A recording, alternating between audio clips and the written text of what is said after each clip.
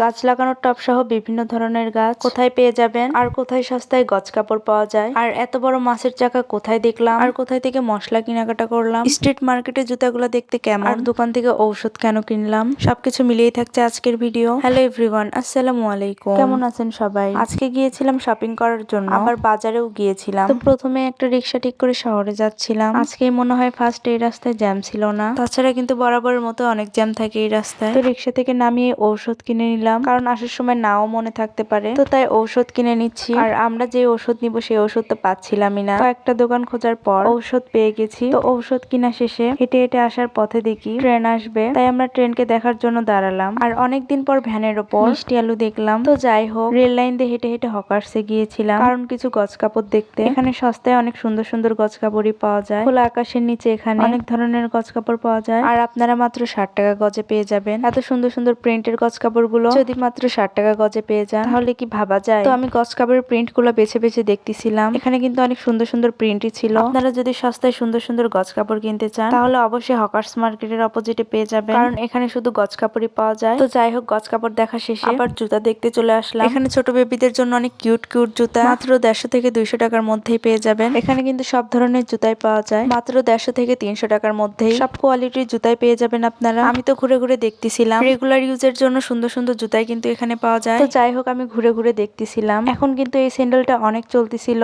আর মার্কেটে তো সব দোকানেই পেয়ে যাবেন এই স্যান্ডেল। আমি তো স্যান্ডেল দেখার পর মার্কেটে চলে আসছিলাম, কারণ মার্কেটেও দেখলাম। আর এখন মার্কেটে যে এত এত ভিড়, মানে কি যে বলবো, সামনে তো ঈদ, তাই ভিড় তো হবে। তো যাই হোক, রাস্তার পাশে এখানে ফুটপাতে মাত্র 300 টাকায় সুন্দর সুন্দর টু পিস বিক্রি করতেছে। যাই হোক, এগুলো দেখা শেষ করে আমি কিছু গাছ দেখবো তাই ফুলপট্টির ভিতর দিয়ে হেঁটে হেঁটে যাচ্ছিলাম, কারণ গাছ কোথায় পাওয়া যায় তাই দেখবো। ফাইনালি গাছ পেয়ে গেলাম। এখানে তো সব প্রকার গাছই পাওয়া যায়, ইনডোর আউটডোর, আরো বিভিন্ন ধরনের গাছ, সব রকম গাছই পেয়ে যাবেন। আর ফুলের গাছ তো আছে, মানে সব প্রকার ফুলের গাছই পাওয়া যায়। আপনারা যদি চান টব সহ গাছও কিন্তু কিনে নিতে পারবেন, কারণ এখানে বিভিন্ন ধরনের টপও পাওয়া যায়, আর কি নিজের ইচ্ছা মতোই কিনতে পারবেন। বগুড়া ফুলপট্টির অপোজিটে বিভিন্ন ধরনের গাছ পেয়ে যাবেন আপনারা। এখানে গাছ দেখা শেষে ফতে আলী বাজারে চলে যাচ্ছিলাম, কারণ কিছু মাছ নিবে তাই। মার্কেটের মতো মনে হয় বাজারেও প্রচন্ড ভিড়, মানে এত এত লোকজন। তো যাই হোক, আমরা মাছ নিব তাই আর কি ফতে আলী বাজারের ভিতরে গিয়েছিলাম। আর এত বড় একটা মাছের চাকা, এটা কি মাছের চাকা অবশ্যই কমেন্ট করে জানাবেন। মাছ কিনা শেষে এখানে দোকান থেকে মশলা কিনে নিচ্ছিল, কারণ অনেক মশলাই ছিল না, তাই আসছে যখন মশলাও নিয়ে যাচ্ছে।